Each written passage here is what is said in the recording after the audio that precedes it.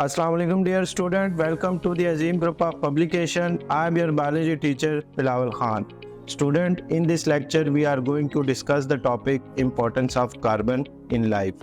Carbon की importance की जब हम बात करते हैं तो हम ये देखते हैं कि इसकी इम्पोर्टेंस बड़ी ज़्यादा है, क्योंकि हमने चैप्टर नंबर फर्स्ट में ये बात डिस्कस की थी कि लिविंग ऑर्गेनिज्म में कार्बन जो है वो बायो एलिमेंट्स की फॉर्म में पाया जाता है और ये तकरीबन 18% जो है वो बॉडी का बनाता है। इसके साथ साथ हम ये बताते हैं कि कार्बन जो है वो एक बेसिक एलिमेंट है ऑर्गेनिक कंपाउंड का। यही वजह है कि इसको एक सेंट्रल पोजीशन हासिल है इन the skeleton of life. Carbon के सोर्सेज की अगर हम बात करें तो दो इसके सोर्सेज हैं, लिविंग सोर्सेज भी और नॉन लिविंग सोर्सेज भी। अगर हम लिविंग सोर्सेज की बात करें तो ये पाया जाता है in the form of organic compound, जैसे हम कार्बोहाइड्रेट्स, प्रोटीन, लिपिड्स और न्यूक्लिक एसिड में देखते हैं। इसके साथ साथ नॉन लिविंग में ये coal, carbonate rock, petrol, air, natural gas and dead organism में भी पाया जाता है। तो इससे ये बात वाज़े होती है कि कार्बन जो है वो लिविंग ऑर्गेनिज्म में भी प्रेजेंट होता है और नॉन लिविंग थिंग्स में भी प्रेजेंट होता है। उसके बाद अगर हम बात करें तो कार्बन जो है वो तकरीबन हर फॉर्म में एग्जिस्ट करता है। कार्बन जो है वो स्ट्रेट चेन भी बनाता है, ब्रांच चेन भी बनाते हैं और रिंग फॉर्म में भी प्रेजेंट होता है। अगर हम ये तीन स्ट्रक्चर देखें, फर्स्ट एग्जांपल अगर हम देखें तो कार्बन हमें अनब्रांच फॉर्म में नज़र आ रहा है। उसके बाद अगर हम मिड में देखें तो हमें एक बेंजीन का स्ट्रक्चर आ रहा है जो हमारे पास एक रिंग स्ट्रक्चर है और उसमें भी कार्बन प्रेजेंट है। थर्ड वन अगर हम देखें तो वो हमारे पास है अनब्रांच स्ट्रक्चर। अब इन स्ट्रक्चर्स में हमें ये नज़र आ रहा है कि कार्बन जो है वो बॉन्ड बना रहा है हाइड्रोजन के साथ। तो यहाँ से हम ये भी बात क्लियर करते हैं कि कार्बन जो है वो एक टेट्रावैलेंट है।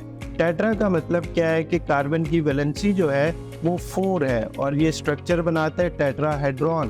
टेट्राहेड्रॉन का मतलब क्या है कि ये एक ऐसा स्टेबल स्ट्रक्चर बनाता है जिसके 4 कॉर्नर होते हैं। अब इसी एबिलिटी की वजह से, क्योंकि इसकी वैलेंसी ज़्यादा है, तो ये vast variety of organic compound में पाया जाता है और तकरीबन हर एलिमेंट के साथ जो है वो बॉन्ड बनाते हैं। अगर अब इसके दूसरे एलिमेंट्स के साथ बॉन्ड बनाने की बात करें तो कार्बन के साथ जो बॉन्ड होता है वो बेसिक स्केलेटन बनाते हैं ऑर्गेनिक कंपाउंड का।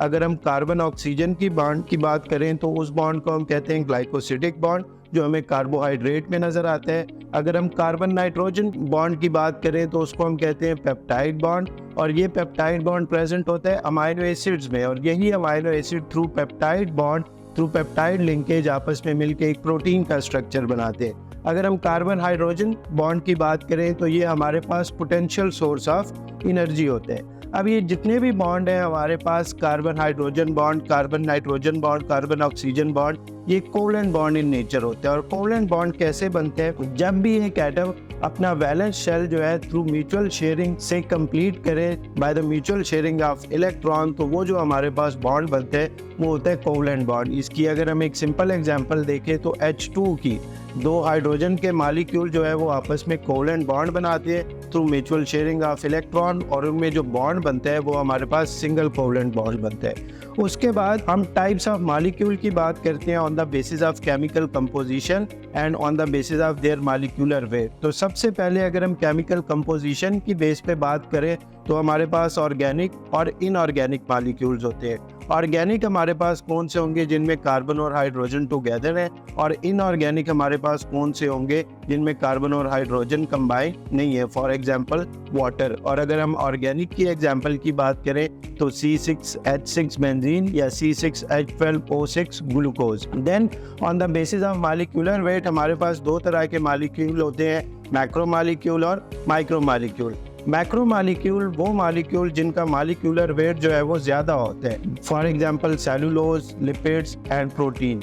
यही मैक्रो मॉलिक्यूल जो है वो टूटते हैं माइक्रो मॉलिक्यूल्स में, और इनके टूटने से जो है वो एनर्जी रिलीज होती है। जैसे अगर हम स्टार्च की बात करें, स्टार्च अगर ब्रेक डाउन होगा ग्लूकोज में तो lots of amount of energy जो है वो रिलीज होगी, और यही एनर्जी जो है वो हम यूटिलाइज करते हैं बॉडी में। फिर ये जो मैक्रो मॉलिक्यूल होते हैं ये इनसॉल्युबल होते हैं इन वाटर। माइक्रो मॉलिक्यूल की अगर हम बात करें तो माइक्रो मॉलिक्यूल हमारे पास वो होते हैं जिनका मॉलिक्यूलर वेट कम होता है। यही माइक्रो मॉलिक्यूल आपस में कंबाइन होते हैं और वो क्या बनाते हैं? एक मैक्रो मॉलिक्यूल बनाते हैं। अगर हम ग्लूकोज की बात करें, अमाइनो एसिड और फैटी एसिड, ग्लूकोज आपस में मिलते हैं तो वो एक बड़ा मालिक्यूल बनाते हैं। जैसे सेलुलोज या स्टार्च, बहुत सारे अमाइनो एसिड्स आपस में मिलते हैं तो वो एक बड़ा मालिक्यूल प्रोटीन बनाते हैं, और बहुत सारे फैटी एसिड्स जो हैं वो आपस में मिलते हैं तो वो लिपिड्स बनाते हैं। अब यही स्मॉलर मालिक्यूल जो है वो हमारे पास है, act as a source of energy, और यही माइक्रो मालिक्यूल क्योंकि हमने बात की कि आपस में मिलते हैं और वो एक बड़ा मालिक्यूल बनाते हैं, तो हम कहते हैं these are the building blocks of macro molecule. यही माइक्रो मालिक्यूल जो है वो एनर्जी स्टोर करते हैं और एनर्जी रिलीज करते हैं in the form of ATP, जो हमारे लिए एक इमीडिएट सोर्स ऑफ एनर्जी होते हैं, और इसको फिर हम बॉडी में यूटिलाइज करते हैं। तो स्टूडेंट, यहाँ तक हमारे पास importance of carbon in life, जो हमारे पास एक इम्पॉर्टेंट लॉन्ग क्वेश्चन भी है और इसमें से शॉर्ट क्वेश्चन भी बन सकते हैं। फॉर एग्जाम्पल कि what is the tetravalency of carbon, या why carbon occupies central position in the skeleton of life. तो उम्मीद करता हूँ आपको ये लेक्चर क्लियर हो चुका होगा। मिलते हैं इंशाल्लाह नेक्स्ट लेक्चर में। अल्लाह हाफिज़।